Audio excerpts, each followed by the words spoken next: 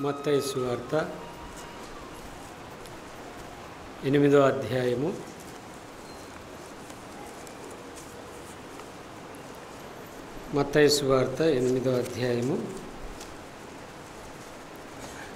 5వ వచనం నుండి 13వ వచనం వరకు ఉన్నటువంటి ఈ భాగాన్ని తేటగా చదివి మనము ముందుకు సాగిపోదాం. మత్తయి సువార్త 8వ అధ్యాయము 5వ వచనం. ఆయన కపెర్నహూములో ప్రవేశించినప్పుడు ఒక శతాధిపతి ఆయన యొద్దకు వచ్చి, ప్రభువా, నా దాసుడు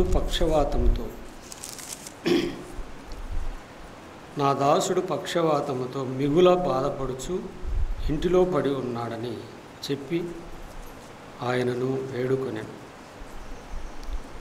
యేసు, నేను వచ్చి వాని స్వస్థపరిచెదనని అతనితో చెప్పగా, ఆ శతాధిపతి, ప్రభువా, నీవు నా ఇంటిలోనికి వచ్చుటకు నేను పాత్రుడను కాను. నీవు మాట మాత్రము సెలవిమ్ము, అప్పుడు నా దాసుడు స్వస్థపరచబడు. నేను కూడా అధికారమునకు లోబడిన వాడను. నా చేతి క్రింద సైనికులున్నారు.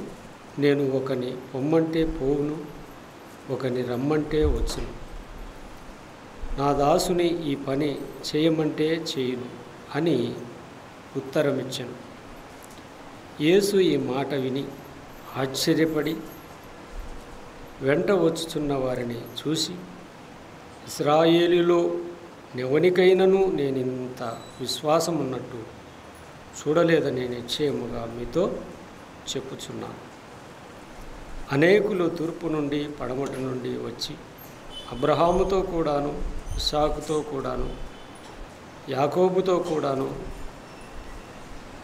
పరలోక రాజ్యమందు కూర్చుందురు గాని, రాజ్య సంబంధులు వెలుపటి చీకటిలోకి త్రోయబడుదురు. అక్కడ ఏడుపును పండ్లు కొరుకుటయు ఉండును అని మీతో చెప్పుచున్నాను అని. చదవబడిన ఈ మాటలు మనము అనేక మార్లు విన్నవే, చదువుకున్నవే. ఈ ఉదయకాలంలో ప్రభువు మన ముందు ఎవరిని ఉంచాడు? ఒక శతాధిపతిని మన ముందు ఉంచాడు. శతాధిపతిలో ఉన్నటువంటి మంచి గుణలక్షణాలు ఏమిటో మనము ఆలోచన చేద్దాం. మనం చదువుకున్న ఈ భాగంలో మనము గమనించినప్పుడు, ఆయన ఒక గ్రామములో ఉన్నప్పుడు ఈ శతాధిపతి యేసు ప్రభువు వద్దకు వచ్చాడు. వచ్చి ఏమంటున్నాడంటే, ప్రభువా, నా దాసుడు పక్షవాయువుతో మిగుల బాధపడుతూ ఇంటిలో పడి ఉన్నాడు.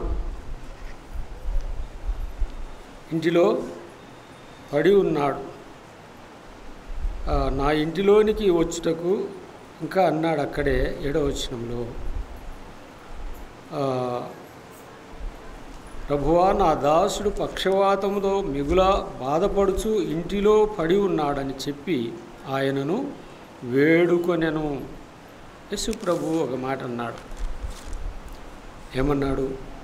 నేను వచ్చి వాడిని స్వస్థపరిచెదనని అతనితో చెప్పాను అన్నప్పుడు శతాధిపతి అంటున్న మాటలు ఏమిటంటే, ఆ శతాధిపతి, ప్రభువా, నీవు నా ఇంటిలోనికి వచ్చుటకు నేను పాత్రుడను కాను. నీవు మాట మాత్రము సెలవిమ్ము. ప్రియులారా, మనము ఆలోచన చేసినప్పుడు యేసు ప్రభువు దగ్గరకు వచ్చినటువంటి శతాధిపతి తన దాసుని నిమిత్తము ప్రాధేయపడ్డాడు, బ్రతిమాలుకున్నాడు, ఆయనను వేడుకున్నాడు. అయితే యేసు ప్రభు ఏమన్నాడు? నేను వచ్చి వాడిని స్వస్థపరిచెదనని వానితో చెప్పగా, ఈ మాట ప్రభువు చెప్పినప్పుడు శతాధిపతి అంటున్నాడు, ప్రభువా, నీవు నా ఇంటిలోకి వచ్చుటకు నేను పాత్రుడను కాను. నిజమే కదా.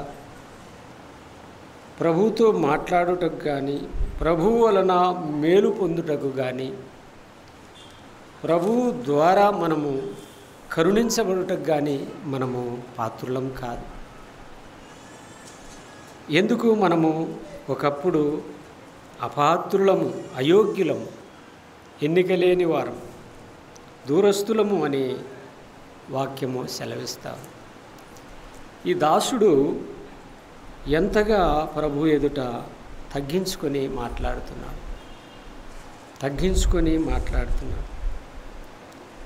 నీవు నా ఇంటిలోనికి వచ్చుటకు నేను పాత్రుడను కాను, నీవు మాట మాత్రము సెలవు.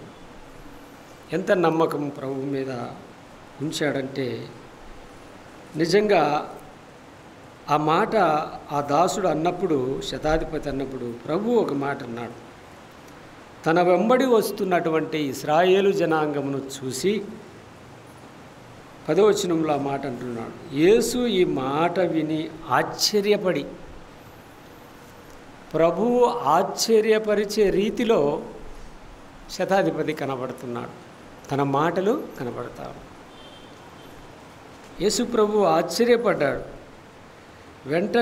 వెంట వచ్చుతున్న వారిని చూసి, ఇశ్రాయేలులోనైనను నేనింత విశ్వాసమున్నట్టు చూడలేదని నిశ్చయముగా మీతో చెప్పుచున్నానని తన వెంబడి వస్తున్నటువంటి ఇశ్రాయేల్ జనాంగముతో ఆయన అంటున్నాడు.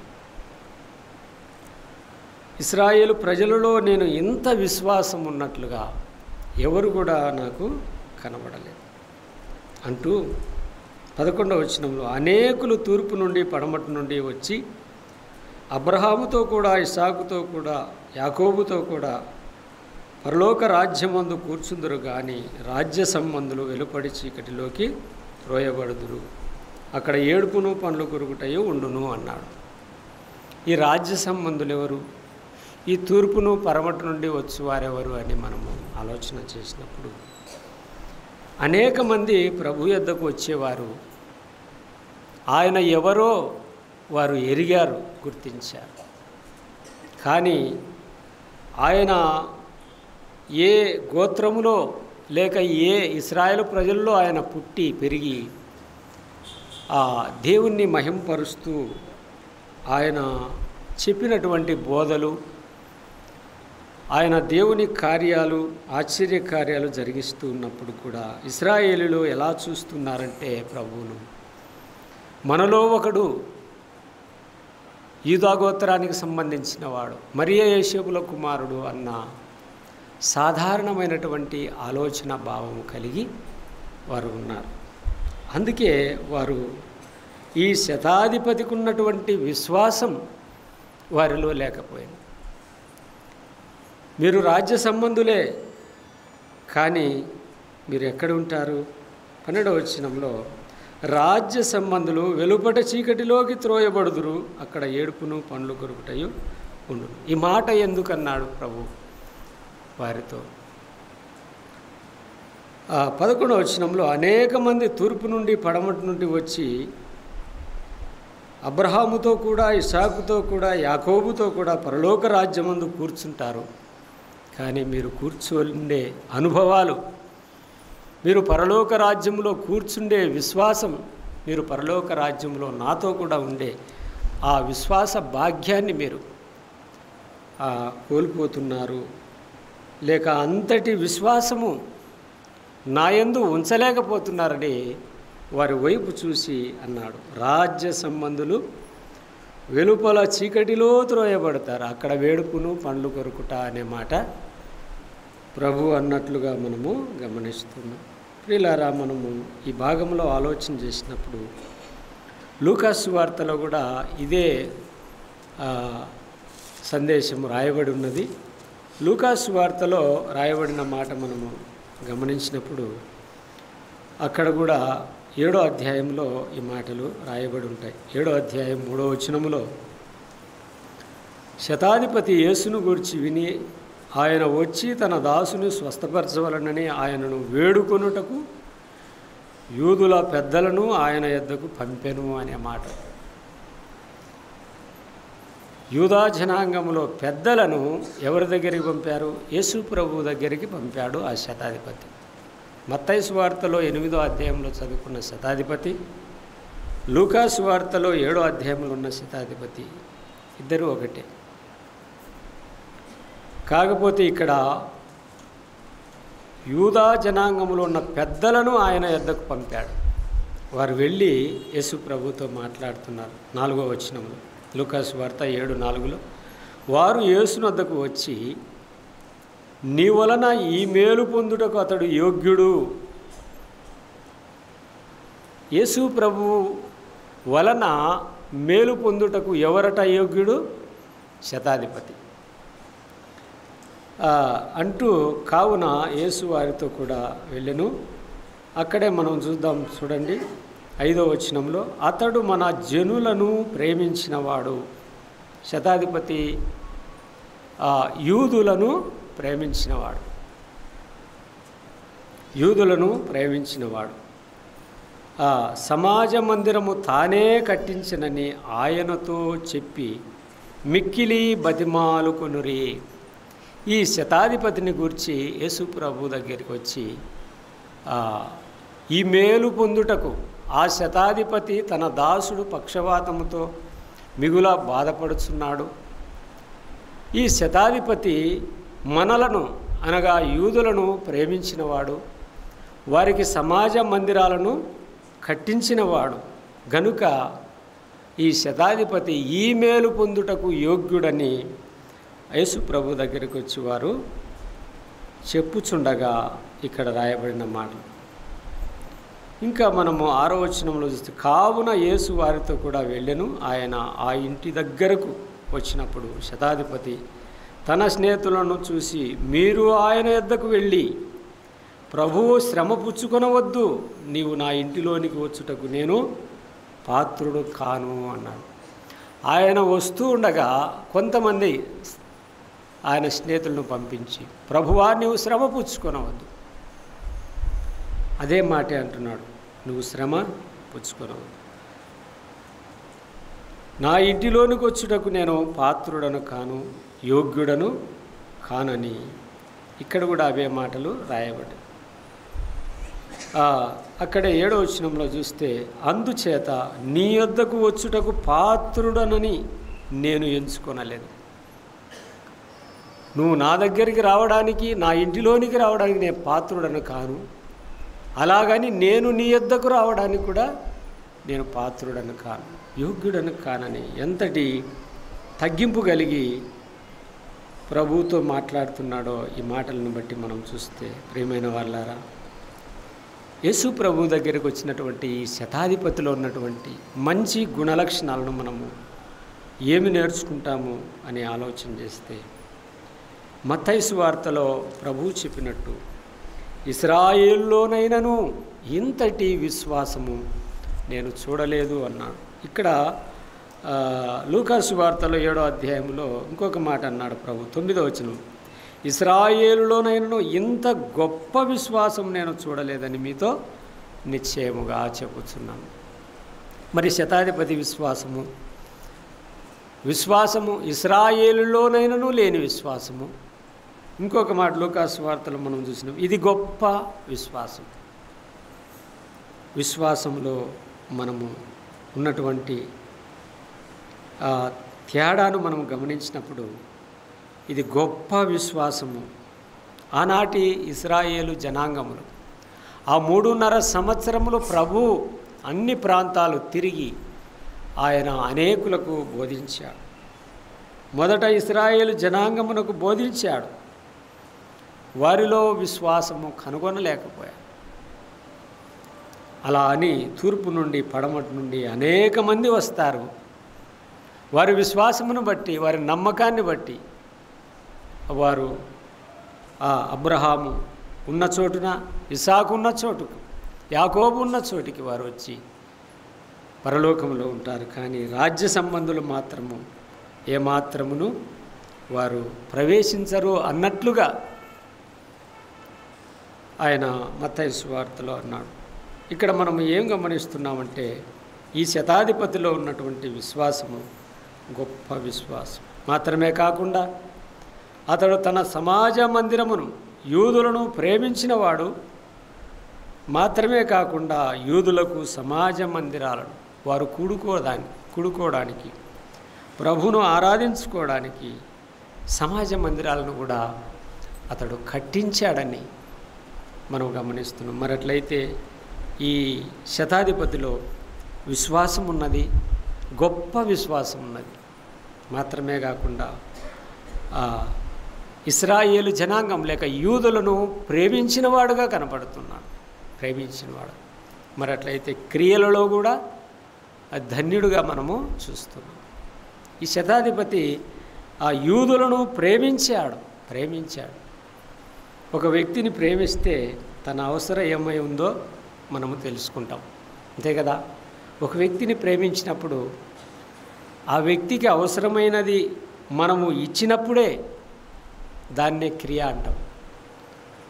లేక మనము ఆ వ్యక్తికి అవసరమైన దానిని మనము ఇవ్వలేకపోయినప్పుడు, ఇచ్చే సామర్థ్యం ఉండి ఇవ్వలేకపోయినప్పుడు అది ప్రేమ ఎంత మాత్రమును కాదు. కానీ ఈ శతాధిపతి యూదులను ప్రేమిస్తున్నాడు, వారికి కావలసినటువంటి మందిరాన్ని సిద్ధపరిచినట్లుగా లేక దాన్ని కట్టించడానికి పూనుకున్నట్లుగా మనం ఇక్కడ గమనిస్తున్నాం. అట్లని ప్రభు దగ్గరికి వచ్చి వాళ్ళు చెబుతున్నారు, ఈ మేలు పొందుటకు ఇతడు యోగ్యుడు. ప్రియులారా, మనము ఎన్ని సంవత్సరాలైంది మనము దేవుని మీద విశ్వాసం ఉంచి, మనలో గొప్ప విశ్వాసం ఉన్నదని లేక విశ్వాసమునకు తగిన శతాధిపతి వలె క్రియలు ఉన్నవని మనల్ని గూర్చి ఇతరులు సాక్ష్యం చెప్పగలుగుతూ ఉన్నారా అని కూడా మనము పరీక్షించుకోవాలి.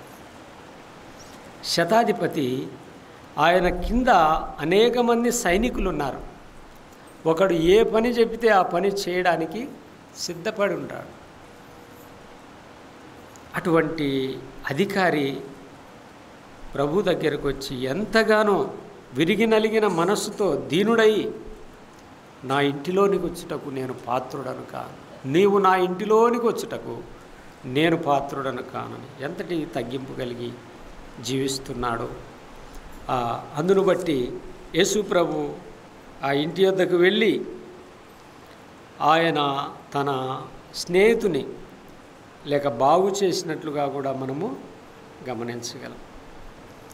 ఈ వాక్య భాగంలో మనము తెలుసుకున్నది లేక నేర్చుకున్నది ఏమిటంటే శతాధిపతిలో ఉన్నటువంటి తగ్గింపు, శతాధిపతిలో ఉన్నటువంటి ప్రేమ, క్రియ, ఈ మూడు శతాధిపతిలో ఉన్నాయి. విశ్వాసం ఉన్నది. ఎటువంటిది ఆ విశ్వాసం అంటే యేసు ప్రభువును చూశాడు. యేసు ప్రభువును చూసి ఆయనను సాదా సీదా అయినటువంటి వ్యక్తి కాదని నమ్మాడు. ఈయన పరలోకము నుండి వచ్చినవాడు, ఈయన అత్యున్నత సింహాసనం మీద కూర్చున్నవాడు, ఈయన సృష్టికర్త, ఈయన మహాదేవుడు అని కూడా ఆయన ఎరిగాడు. ఈయన యేసు ప్రభు యొక్క గొప్పతనాన్ని ఎరిగాడు. యేసు ప్రభు కూడా శతాధిపతిలో ఉన్నటువంటి విశ్వాసాన్ని గమనించి తన వెంట వచ్చుతున్న ఇశ్రాయేలు జనాంగానికి, ఇశ్రాయేలు జనాంగములోనైనాను ఇంత గొప్ప విశ్వాసం ఉన్నట్లు నేను చూడలేదు. అవును ప్రియులారా, మనం కూడా ప్రభువును విశ్వసించిన నాటి నుండి మన జీవితాల్లో కూడా తగ్గింపు, ప్రేమ, క్రియ అన్నవి నిత్యము జరుగుచుండాలని ఈ వాక్య భాగం ద్వారా మనము గమనిస్తున్నాం. మత్తయి సువార్తలోనే 3వ అధ్యాయంలో ఇక్కడ బాప్తిస్మిచ్చు యోహాను ఒక మాట అన్నాడు, మనము గమనించడం చూడండి. బాప్తిస్మిచ్చు యోహాను 12వ వచనం, ఆయన చెప్పులు పుటకు నేను పాత్రునుగాననే మాట ఉంటుంది. మత్తయి సువార్త 3వ అధ్యాయము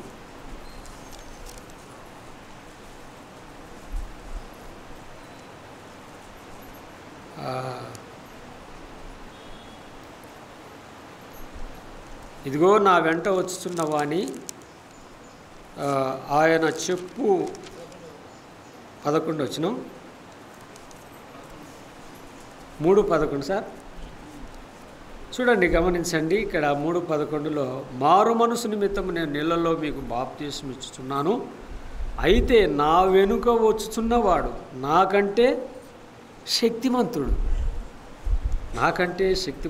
ఆయన చెప్పులు మోయుటకైనను నేను పాత్రుడను కాను. చూడండి, ఇక్కడ యోహాను గురించి యేసు ప్రభు కొన్ని సందర్భాల్లో ఒక మాట అన్నాడు, స్త్రీలు కనిన వారిలో యోహాను వంటి గొప్పవాడు మరొకడు లేడు. చూచారా, ఎప్పుడైతే మానవులమైన మనము తగ్గించుకుంటామో ఆయన ఎదుట, ఆయన మనలను హెచ్చించేవాడై ఉన్నాడు. యోహాను ముందుగా అన్న మాట ఏం మాట చూడండి, మారు మనసు నిమిత్తం నేను నీళ్ళలో బాప్తీసం ఇస్తున్నాను అంతే, అయితే నా వెనుక వచ్చుతున్నవాడు నాకంటే శక్తిమంతుడు. ఆ దినాల్లో యోహాను, ఇశ్రాయేలు ప్రజల్లో యోహాను మహాశక్తిమంతుడు అనుకున్నారు. ఆయన దైవవాక్కు ద్వారా ఉన్నది ఉన్నట్లుగా ఖండితంగా మాట్లాడి ప్రజలను హెచ్చరించేవాడు. ఎలా అంటే, సర్పసంతానమా అని ఒకసారి అన్నాడు యూదులను. సర్పసంతానమా అనే మాట 7లో కనబడుతుంది మనకు. సర్పసంతానమా, రాబో ఉగ్రతను తప్పించుకున్నటకు మీకు బుద్ధి చెప్పిన వాడేవాడు అని గట్టిగా మాట్లాడు. మారు మనసుకు తగిన ఫలము ఫలించండి అని అబ్రహాము మాకు తండ్రి అని మీలో మీరు చెప్పుకొనవలదు. దేవుడి రాళ్ళ వలన అబ్రహామునకు పిల్లలు పుట్టింపగలడని మీతో చెప్పుచున్నాను అంటూ 10వ వచనంలో, ఇప్పుడే గొడ్డలి చెట్ల వేరున ఉంచబడి ఉన్నది గనుక మంచి ఫలములు ఫలింపని ప్రతి చెట్టును నరకబడి అగ్నిలో వేయబడును అని కఠినమైన మాటలు యోహాను పలికేవాడు. ఉన్నది ఉన్నట్లు పలికేవాడు. రాజైనా సరే, మంత్రి అయినా సరే, సామాన్యుడైనా సరే దైవవాక్కును ఉన్నది ఉన్నట్లుగా ముఖాన్నే చెప్పగలిగిన వాడు యోహాను. గనుకనే అతను హెరోదు రాజు చేత తల కొట్టించబడ్డాడు. ఇప్పుడే గొడ్డలి చెట్టు వేరున గొడ్డలి ఉంచబడి ఉన్నది, చెట్టు వేరున గొడ్డలి ఉంచబడి ఉన్నది. అంటే దేవుని మాటలు ఎప్పుడైతే మనం వినకుండా పెడచెవన పెట్టుకుంటూ జీవితకాలం అంతయు అలాగే బ్రతుకుతామో, ఒక దినమున గొడ్డలి అనే తీర్పు, ఆ తీర్పు వచ్చినప్పుడు అందరూ నిత్య నాశనానికి, అగ్నిగుండానికి, పాతాళానికి వెళ్ళి అక్కడ యుగయుగాలు కేకలు వేస్తారని ఇందులో ఉన్నటువంటి అర్థం. గొడ్డలి చెట్లు వేరున ఉంచబడి ఉన్నది. చెట్టు అనగా మనుషులమైనటువంటి మనమే. మన ఎదుట తీర్పు ఉన్నది. ఫలించని చెట్టు ఏ విధంగా నరికివేయబడతారు, అలాగునే ప్రభు ఆయన మన కోసము కలువరి శిలువలో ఆయన బలి అయ్యాడు. మన కోసము ఆయన శిలువలో యాగమయ్యాడు. మన కోసం ఆయన శిలువలో వేలాడాడు. ఇదంతా ఈ భయంకరమైన శిక్ష నుండి మనల్ని తప్పించడానికని మనము ఎరిగిన వారమే. ఇక్కడ యోహాను అన్నది మనం విన్నాం కదా, నేను పాత్రుడను కాను. ఈరోజు శతాధిపతి కూడా నేను ఏ పాటి వాడను, నీ దగ్గరికి రావడానికి నేను పాత్రుడను కాను. ఇటువంటి తగ్గింపు, ఇటువంటి వినయము, విధేయతలు మనలో ఏ పాటివి అని కూడా మనము ఉదయకాలంలో దేవుని వాక్యపు వెలుగులో మనల్ని పరిశీలన చేసుకున్న ఎడల తీర్పులోనికి రాకపోదుము. మనల్ని మనము పరీక్ష చేసుకున్న ఎడల ఆ తీర్పులోనికి రాము అని లేఖనాలు తేటగా తెలియజేస్తున్నాయి. లూకాసు వార్త 18:13లో లేక 15:19లో కూడా ఒక మాట మనం చూడగలం. 15:19లో ఒక మాట మనము చూడగలం. అక్కడ తప్పిపోయిన కుమారుడు అంటున్నాడు, ఇక మీదట నేను నీ కుమారుడను అనిపించుకొనుటకు యోగ్యుడను కాను. కుమారుడే కానీ దారి తప్పి ఆస్తి పంచుకొని ఆయా దేశాలకు వెళ్ళి ఆస్తిని పాడు చేసి తిరిగి ఒట్టి చేతులతో కేవలం తన మీద వస్త్రమైనను లేకుండా ఆస్తి అంతా పాడు చేశాడు, స్నేహితులతో పాడు చేశాడు.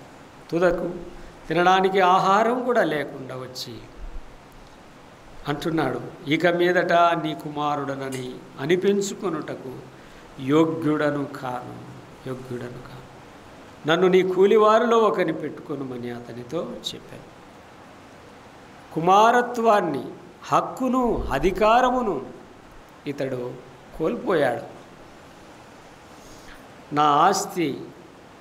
నా ఆస్తిలో నాకు భాగమిమ్మని తండ్రిని కఠినంగా మాట్లాడి బలవంతంగా ఆస్తి లాక్కొని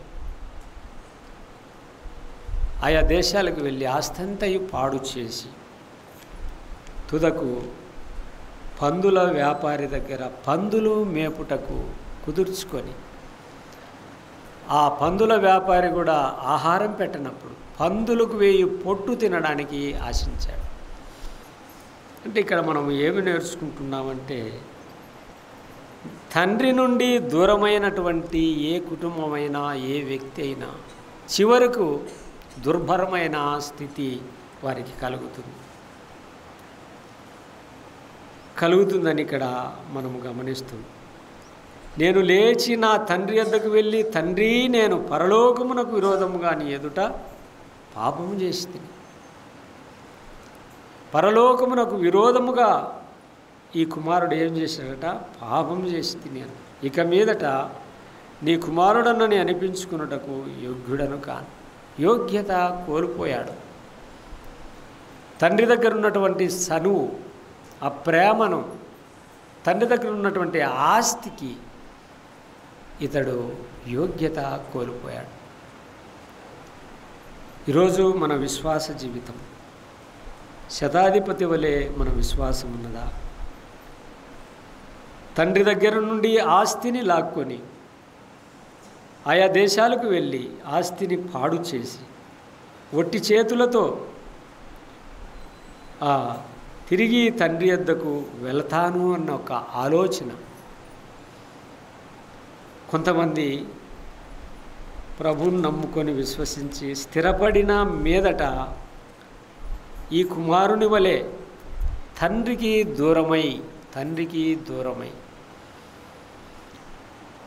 దూరమై ఎన్నో కష్టాలు, ఎన్నో నష్టాలు, ఎన్నో బాధలు, ఎన్నో ఆవేదనలు ఇతరులకు చెప్పుకోలేని స్థితిలో కొంతమంది ఉన్నారని, కొంతమంది ఉంటారని మనం ఎరిగిన వారమే. కొన్ని సందర్భాల్లో తండ్రిని దూరం చేసుకున్నటువంటి కుమారుని స్థితి, ఆ దుర్భరమైనటువంటి బ్రతుకు ఎలా ఉందంటే, అనుకుంటున్నాడు, నీ కూలివారిలో ఒకని వలె నేను ఉందును అంటున్నాడు. ఎప్పుడు? బుద్ధి వచ్చినప్పుడు. కొన్నిసార్లు మానవ బుద్ధి పలు రకాల ఆలోచన చేస్తూ ఉంటుంది. బుద్ధి కలిగిన కన్యకలు అని చూస్తాం, బుద్ధి కలిగిన వారు, బుద్ధి లేని వారు. బుద్ధి అనేది మానవుల్లో అప్పుడప్పుడు మారుతూ వస్తుంది. ఎందుకు మారుతుంది బుద్ధి? మన స్థాయి పెరిగినప్పుడు బుద్ధి మారుతుంది. దీనస్థితి, అట్టడుగున ఆహారము లేనప్పుడు బుద్ధి మారుతుంది. ఈ కుమారుని దగ్గర ఆస్తి దండిగా ఉంది, తండ్రి దగ్గర తీసుకున్నాడు, మూట భుజాన వేసుకొని వెళ్ళిపోయాడు. అదంతా అయిపోయిన తర్వాత ఏమొచ్చింది? బుద్ధి వచ్చినప్పుడు అతడు ఎవరిని జ్ఞాపకం చేసుకున్నాడు? తండ్రిని జ్ఞాపకం చేసుకున్నాడు. నేను లేచి నా తండ్రి వద్దకు వెళ్ళి, తండ్రి, నేను పరలోకమునకు విరోధముగా నీ ఎదుట పాపం చేసి తిని, ఇక మీదట నీ కుమారుడని అనిపించుకున్నటకు యోగ్యుడను కాను. నన్ను నీ కూలివారిలో ఒకనిగా పెట్టుకొనుమని అతనితో చెప్పుదుననుకొని లేచి తండ్రి వద్దకు వచ్చాను. వాడు ఇంకా దూరముగా ఉన్నప్పుడు తండ్రి వారిని చూసి కనికరపడి పరిగెత్తి వాని మెడ మీద పడి ముద్దు పెట్టుకొని. తండ్రి ప్రేమ ఎలా ఉంటుందో చూడండి. తండ్రి ప్రేమ, నా కుమారుడా నీవు ఆస్తి అంతా పాడు చేశావు, నష్టపోయావు, చినిగిన బట్టలు వేసుకుని ఉన్నావు, నువ్వు ఇంతగా నష్టపోయావులే అని కఠినంగా ఉన్నాడా తండ్రి? లేదే. దూరమునున్న కుమారుని చూసి కౌగిలించుకున్నాడు. ఇదే దేవుని ప్రేమ. మనం ఎన్నిసార్లు ఆయనకు దూరంగా పారిపోవాలని చూసినా, ఆయన సన్నిధికి రాకపోయినా, ఆయనను పూజించకపోయినా, ఆరాధించకపోయినా, దేవుని ప్రేమ ఎలా ఉందంటే నీవు దూరంగా ఉన్నప్పుడే నిన్ను చూస్తూ ఉన్నాడు. ఒకప్పుడు దగ్గరగా ఉన్నావు తండ్రికి, తండ్రి చెప్పిన పని చేసినావు, తండ్రిని ఆరాధిస్తున్నావు, తండ్రిని ఘనపరుస్తున్నావు, తండ్రిని మహింపరుస్తున్నావు. తండ్రి ఇంటిలో ఆ సుఖాన్ని, సంతోషాన్ని, సమాధానాన్ని అనుభవిస్తున్నటువంటి మనలో కొంతమంది దూరమైనప్పుడు బుద్ధి వస్తే తండ్రి తిరిగి చేర్చుకుంటాడు. చాలామంది మనము దేవుని మందిరంలోనే ఉన్నాము, కానీ మన మనస్సంతా ఎక్కడో ఆయా ప్రాంతాల్లోకి, ఎక్కడో మన మనసంతా ఎటువైపో ఉంటుంది. దేవుని వాక్యం ఏం చెప్తా ఉంది?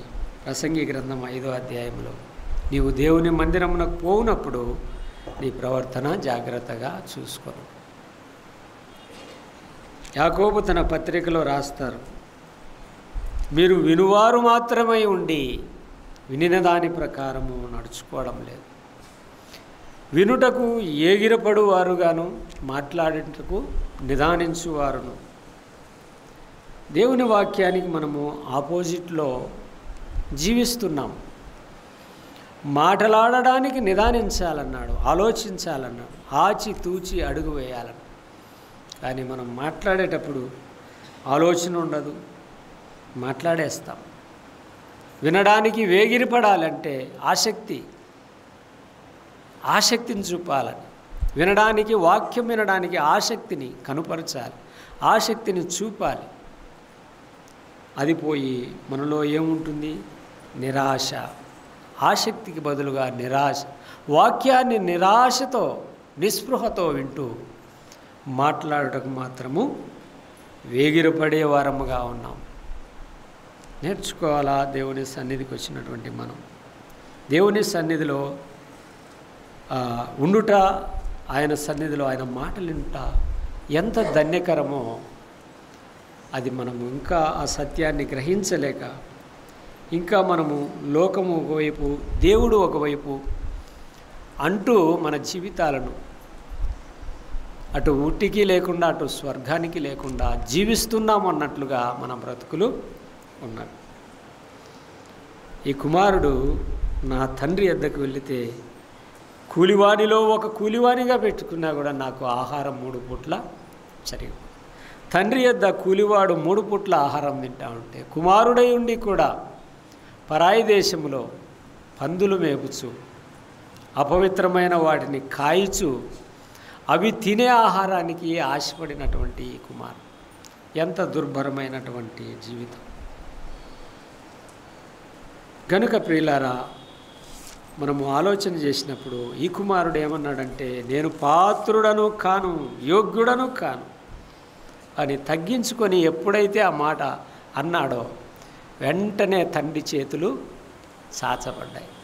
ఎప్పుడైతే మనల్ని మనము తగ్గించుకుంటామో ఆయన మనల్ని హెచ్చించడానికి ఆయన ఎల్లప్పుడూ సిద్ధముగా ఉంటాడు. లూకాసు వార్త 18వ అధ్యాయంలో 2 వ్యక్తులు ఆ దేవుని మందిరానికి వెళ్ళి ప్రార్థన చేశారు. ఆ ప్రార్థనలో ఎవరి ప్రార్థన ప్రభువు మెచ్చుకున్నాడు లేక ఆలకించాడంటే సుంకరి ప్రార్థన. సుంకరి ప్రార్థన చేశాడు. ఎలా చేశాడు? ఆకాశం వైపు కన్నులెత్తుటకైనను ధైర్యము చాలక ప్రార్థన చేశాడు. ఇది భయం కాదా? ఇది తగ్గింపు కాదా? ఇది వినయము విధేయతలు కాదా అని మనం ఆలోచన చేసినాం. ఆకాశం వైపు, ఆకాశాన్ని సృష్టించిన దేవుడు, భూమిని కలుగజేసిన దేవుడు, సూర్యచంద్ర నక్షత్రాలను కలుగజేసిన దేవుడు, ఇంత గొప్ప దేవుడు రొమ్ము బాదుకుంటూ ఆకాశం వైపు అయినను కన్నులెత్తలేక ప్రార్థన చేశాడు. ఏమన్నాడంటే ఇక్కడే లూకా సువార్త 18వ అధ్యాయము 13వ వచనంలో ఆ మాట ఉంటుంది. అయితే సుంకరి దూరముగా నిలుచుండి ఆకాశం వైపు కన్నులెత్తుటకైనను ధైర్యము చాలక రొమ్ము కొట్టుకొనుచు, దేవా పాపినైనా నన్ను కరుణించుమని పలికాను. పలికింది ఒకటే మాట, కానీ ఆ పలుకు ప్రభువు మనస్సును తాకి పాపినైనా నన్ను కరుణించుము అన్నాడు. మనము ఇటువంటి ప్రార్థనలు చేయాలని నేర్చుకోవాలని దేవుని వాక్యం మనకు నేర్పిస్తాం. మరి అట్లయితే సుంకరి ఏం చేసి, పరిసయ్యుడు ఏం ప్రార్థన చేశాడు? పరిసయ్యుని ప్రార్థన విస్తారమైన ప్రార్థన. ప్రభువా, నేను వారానికి 2 మార్లు ఉపవాసం ఉంటున్నాను, 10వ భాగం అంతయు నీకు ప్రతిష్టార్పణ అర్పిస్తున్నాను. ఇదిగో ఈ సుంకరి వలె నేను ఉండనందుకు నీకు స్తోత్రములు అన్నాడు. అంటే సుంకరిని విమర్శిస్తున్నాడు, సుంకరిని తగ్గుగా చూస్తున్నాడు, హేళనగా మాట్లాడుతున్నాడు. దేవుడు ఐశ్వర్యవంతులను బేదలను లోకములో లేక ప్రపంచంలో ఉండక మానరు అని ఒక చోట ఉంది. అందరూ భూమి మీద ఉండాలి. కొందరిని బేదలను చేసింది ఆయనే, కొందరిని ఐశ్వర్యవంతులను చేసింది కూడా ఆయనే. అబ్రహాము కుటుంబము ఏపాటిది? చంద్రదేవతలను ఆరాధిస్తున్నటువంటి కుటుంబం, వాటి బొమ్మలు తయారు చేసి జీవనం గడుపుతున్నటువంటి కుటుంబం.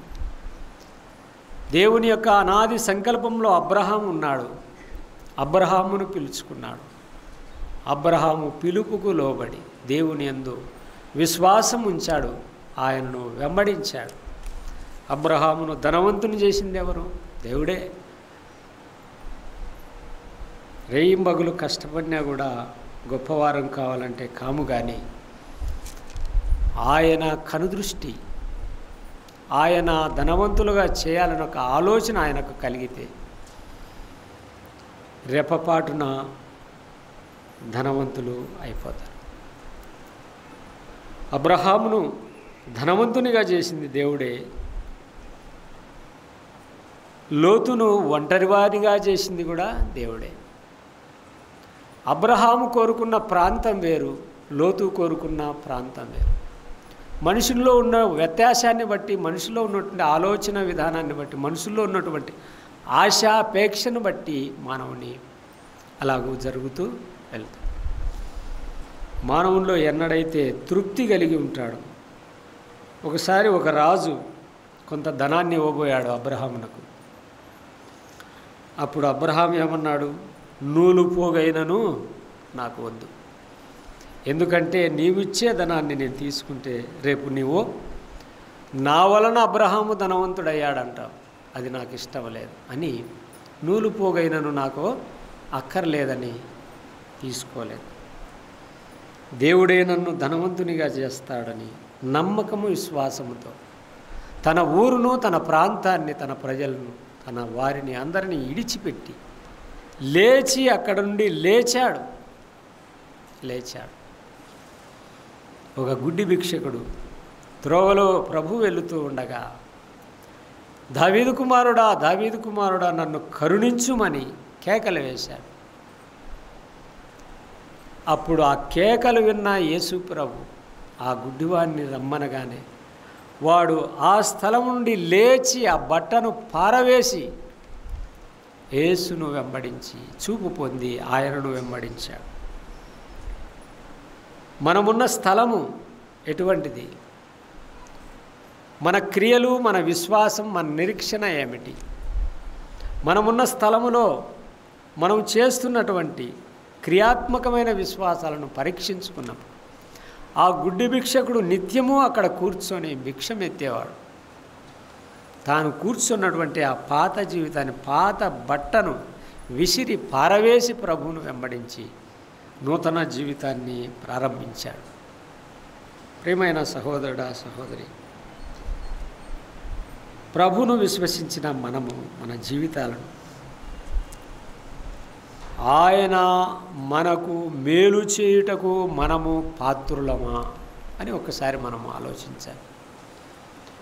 శతాధిపతిలో విశ్వాసం ఉన్నది, గొప్ప విశ్వాసం ఉన్నది. అయినా యూదులు రికమెండేషన్ చేస్తూ ఈ మేలు పొందుటకు ఇతడు యోగ్యుడు. కొన్నిసార్లు మనము అనేకుల కొరకు ప్రార్థన చేస్తాం. వారిలో విశ్వాసమున్నా, అవిశ్వాసమున్నా, నమ్మకమున్నా, నమ్మకపోయినా కూడా వారి కోసం ఏం చేస్తాం? ప్రార్థన చేస్తాం. ప్రభువా వారిని కనికరించి వారి వ్యాధి బాధలు తీసివేయని ప్రార్థన చేస్తాం. అది మనము చేయవలసినటువంటి బాధ్యత. కానీ ఇక్కడ యూదులు ఏమంటున్నాడు? ఈ మేలు పొందుటకు ఇతడు యోగ్యుడు, అర్హత కలిగినవాడు, ఇతనిలో ప్రేమ ఉన్నది, మన జనులను ప్రేమించినవాడు, మనకు సమాజ మందిరాలు కట్టించినవాడు. అందులో విశ్వాసం అంటావా? గొప్ప విశ్వాసం ఉన్నది. ఇందులో దేవుని మేలు పొందకుండా ఉండడానికి ఇతని దగ్గర ఏ లోటు లోపము లేదు. ఈరోజు మనం దేవుని ద్వారా మేలు పొందకుండా, ఆ మేలును అనుభవించకుండా ఉన్నామంటే ఏదైనా ఒక లోపము, ఏదైనా ఒక లోటు, ఏదైనా ఒక వెలితి, కొరత విశ్వాసములో ఉన్నదేమో మనము పరీక్షించుకోవాలి.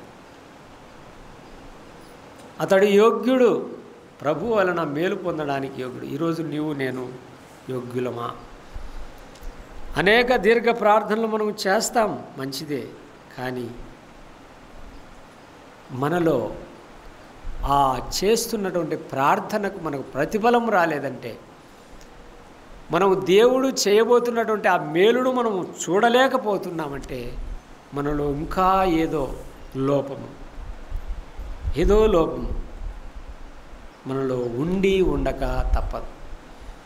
దానినే మనము సరిచేసుకొని క్రమపరుచుకొని ఈ శతాధిపతి వలె గొప్ప విశ్వాసముతో ప్రభువును మనము ప్రేమించినప్పుడు, అడిగినప్పుడు మనము అన్నీ పొందుకొని ముందుకు సాగగలమనే దైవవాక్యము తెలియజేస్తాం. వీళ్ళారా మత్తయి సువార్తలోనే 8వ అధ్యాయము 1వ వచనంలో ఒక మాటను గమనించండి. మత్తయి సువార్త 8వ అధ్యాయము 1వ వచనంలో ఇక్కడ ఒక వ్యక్తి కనపడతాడు. చూడండి,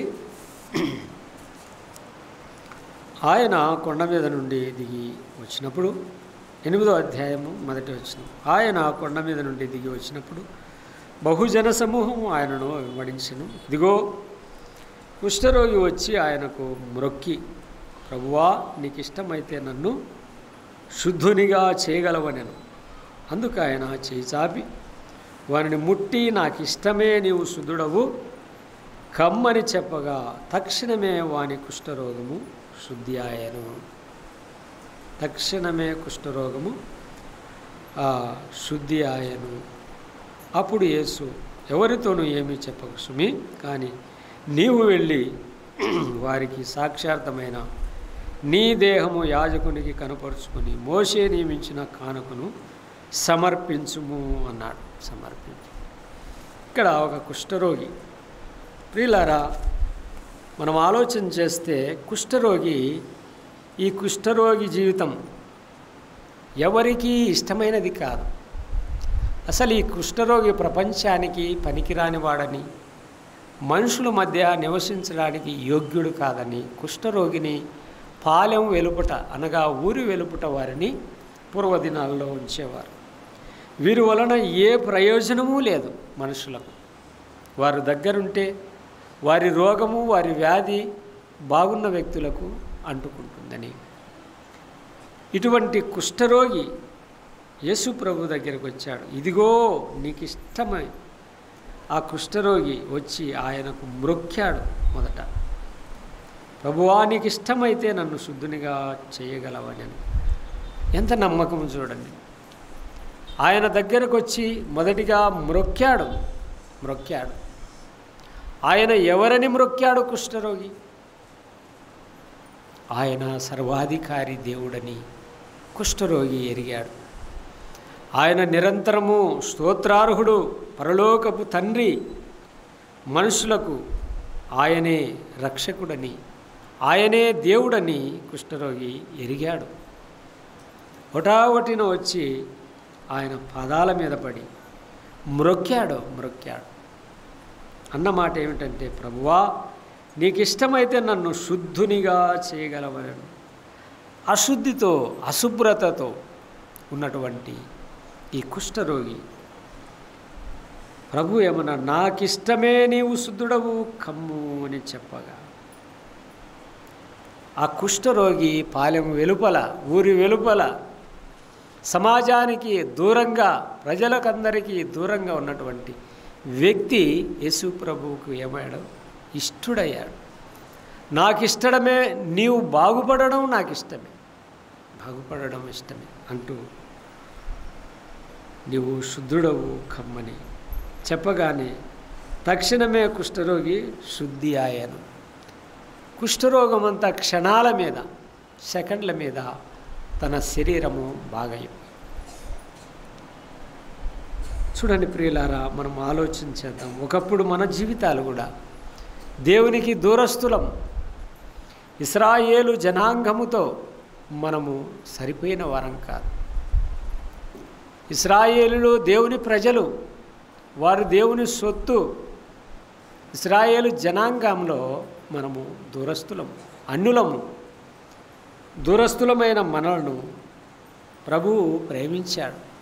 ఎఫెసీ పత్రికలో ఆ మాటలు ఉన్నాయి. 2వ అధ్యాయంలో మనము గమనించవచ్చు. ఎఫెసీలకు రాసిన పత్రిక 2వ అధ్యాయంలో మనము ఆ మాట గమనించినప్పుడు అక్కడ ఏమన్నాడంటే, దైవజనుడు పౌలు ఇలా తెలియజేస్తూ, చూడండి 8వ వచనం నుండి చదువుదాం, లేక 13వ వచనంలో ఇలా రాయబడింది. 2:13 అయినను మునుపు దురస్తులైన మీరు ఇప్పుడు క్రీస్తు యేసు రక్తం వలన సమీపస్తులై ఉన్నారు అన్నాడు. ఆయన మన సమాధానమై ఉండి మీకును మాకును ఉండిన ద్వేషము అనగా విధిరూపకమైన ఆజ్ఞలు గల ధర్మశాస్త్రం తన శరీరమందు కొట్టివేయుట చేత మధ్యగోడను పడగొట్టి ఇశ్రాయేలుకు మనకున్నటువంటి ఆ సంబంధాన్ని, ఇంకా అక్కడే 7వ వచనంలో మనం గమనించినప్పుడు, మీరు విశ్వాసము ద్వారా కృపచేతనే రక్షింపబడి ఉన్నారు, ఇది మీ వలన కలిగింది కాదు, దేవుని వరమే అన్నాడు. ఇశ్రాయేలుతో మీరు అనే మాట మనము చూస్తాం. 17వ వచనంలో, మరియు మీరు ఆయన వచ్చి దూరస్తులైన మీకు సమీపస్తులైన వారికి సమాధాన సువార్త ప్రకటించను. ఇక 19లో, కాబట్టి మీరు ఇక మీదట పరజనులను పరదేశులై ఉండక పరిశుద్ధులతో ఏక పట్టణస్థులను దేవుని ఇంటి వారునే ఉన్నారు అన్నాడు. ప్రియులారా, ఏది ఏమైనప్పటికీ మనము దూరస్తులమే. అసమాధానముతో ఉన్న మనలను సమాధాన స్థితిలోనికి తెచ్చాడు. ఆ కొండలలో, గుట్టలలో ఎవరైనా అట్లా కొద్దిగా ఏదైనా పెడితే తిని బ్రతికే ఆ కుష్ఠరోగి, ఆ ఊరి దూరంగా ఉన్నటువంటి కుష్ఠరోగి యేసు ప్రభు దగ్గరికి వచ్చి అతను బాగుపడ్డాడు. తన కుష్ఠరోగం అంతయు కూడా పోగొట్టుకున్నాడు. ఎలా పోగొట్టుకున్నాడు? ప్రభువా అన్నాడు. ఆయన పాదాల మీద పడి, ప్రభువా నీ చిత్తమైతే నన్ను శుద్ధునిగా చేయగలవు. ఈరోజు మనము కూడా ఒకప్పుడు కుష్ఠరోగు వంటి స్వభావము కలిగిన వారమే. మనము దేవునికి దూరస్తులం. ఇశ్రాయేలు ప్రజల్లో కలవడానికి కూడా మనము సరిపోయిన వారం కాదు. మనము దూరస్తులం.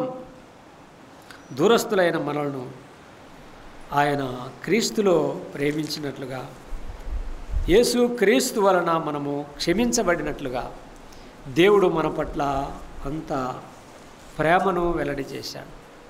ప్రేమను మనము మన క్రియలు, మన విశ్వాసము ఏపాటివి అని మనం ఆలోచన చేస్తే, మనం ఇశ్రాయేలు ప్రజలతో కూడా సరిపోయిన వారము కాదు.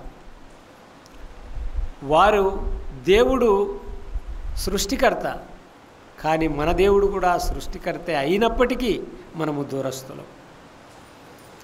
అందుకని దూరస్తులైనటువంటి మనలను, సమీపస్తులైన వారిని అందరినీ ఒక్క చోట కూర్చడానికి ఆ దేవాది దేవుడే ప్రభువైన యేసుక్రీస్తు పేరున ఈ లోకానికి వచ్చి మనుషుడు చేసిన ప్రతి పాపమునకు శిక్షగా, మనుషుడు చేసిన ప్రతి అతిక్రమమునకు, అవిధేయతకు శిక్షగా ఆయన విలువైనటువంటి రక్తం, ఆ మూల్యాన్ని చెందించాడు కల్వరి శిలువలో.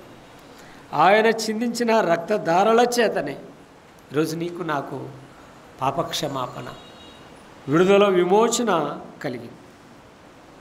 ఈరోజు దేవుని మందిరములో నీవు నేను ఉన్నామంటే, ఆయనను పూజించడానికి, ఆయనను మహింపరచడానికి యోగ్యురాలుగా మనం ఉన్నామంటే అది ప్రభువైన యేసుక్రీస్తు ఆ కలువరిలో చిందించిన వెల. పేతురు అంటాడు, మీరు అమూల్యమైన రక్తము చేత విమోచించబడితరని ఎరుగరా అంటాడు. ఉదయకాలం మనము ఆరాధనలో కూడా ఒక మాట జ్ఞాపం చేసుకున్నాం. ఆ పేతురు రాసిన మొదటి పత్రిక 2వ అధ్యాయంలో ఒక మాట మనము గమనించగలం. 2వ అధ్యాయంలో ఒక మాట ఉంటుంది. మనం గమనించినప్పుడు, ప్రభు దయాళుడని మీరు రుచి చూసిన యెడల సమస్తమైన దుష్టత్వము, సమస్తమైన కపటమును, వేషధారణ, అసూయ, సమస్త దూషణ మాటలను మాని ఇవి మన మునుపటి స్థితి. ప్రభువును రుచి చూచిన యెడల మనలో తీసివేయవలసినటువంటి మాటలు, తీసివేయవలసినటువంటి క్రియలు అవి ఏంటంటే సమస్తమైన దుష్టత్వము, దుష్ట స్వభావం అంటే సాతాను స్వభావం, లోకాశ, నేత్రాశ, జీవపు డంబం, ఈ మూడు కూడా దేవుని వలన పుట్టినవి కాదని యోహాను తన పత్రికలో తెలియజేశారు. మరి ఎట్లయితే ఈ ఎవరి వలన పుట్టినవి? సాతాను వలన పుట్టినవి. కనుక సమస్తమైన దుష్టత్వమును, సమస్తమైన కపటము, వేషధారణ, కపట వేషధారణ, అసూయ, సమస్తమైన దూషణ మాటలు మాని క్రొత్తగా జన్మించిన శిశువును పోలిన వారై నిర్మలమైన వాక్యమును పాల వలన రక్షణ విషయంలో ఎదుగు నిమిత్తము ఉన్నాడు. పాలు తాగుతున్న పసి శిశువు పాలు తాగుతూ ఎదుగుతారు.